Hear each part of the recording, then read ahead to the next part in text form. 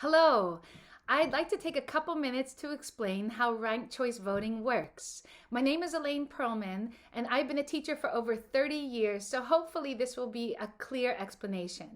With ranked choice voting, New Yorkers will have the chance to vote for not just one candidate. On our ballot, we will be able to rank our first 5 choices. And for that reason, I believe that ranked choice voting is a gigantic step forward for our democracy in New York City. Why now? Well, there was a 2019 ballot measure in New York City, and ranked choice voting passed with 73% of voter support. When will ranked choice voting begin? We will have ranked choice voting in our upcoming primary on June 22nd, 2021. What are the benefits of ranked choice voting? Well, it gives each of us more of a voice on who gets elected. Even if our top choice candidate does not win, we can still help choose who does win. And remember, we do not have to participate in ranked choice voting. We can choose to vote for just one candidate just like we have in past elections. So, as I said earlier, we can rank up to 5 candidates in order of preference, but we cannot vote for one candidate twice. I'd like to demonstrate for you how it works.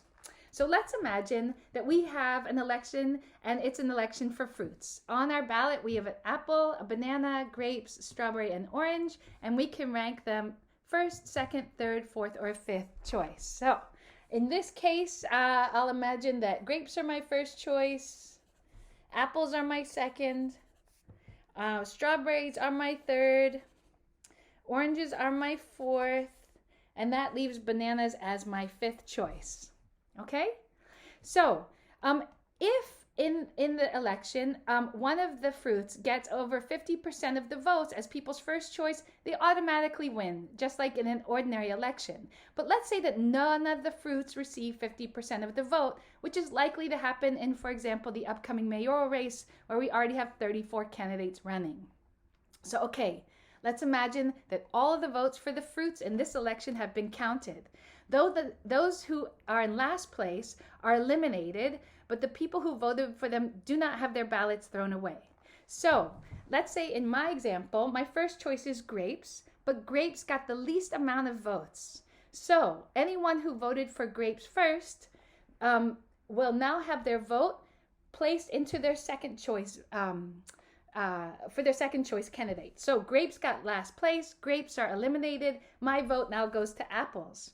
But it turns out that with the new tally, apples are in last place. So they take away the apples from the ballot, and now what's left are, my vote will go to my 3rd choice, which is strawberries. It turns out with the new allocation of votes, strawberries now reached the 51% mark on the votes, and so strawberries win the election.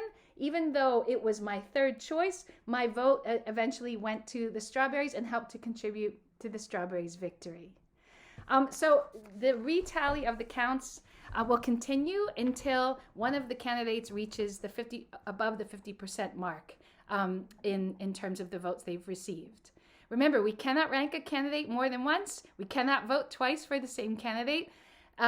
Only our top ranking will count if we try to vote for someone more than once. I hope you are as excited about ranked choice voting as I am, because I believe it will make our voting process far more democratic. Thank you for your time and attention, and I will see you on Election Day.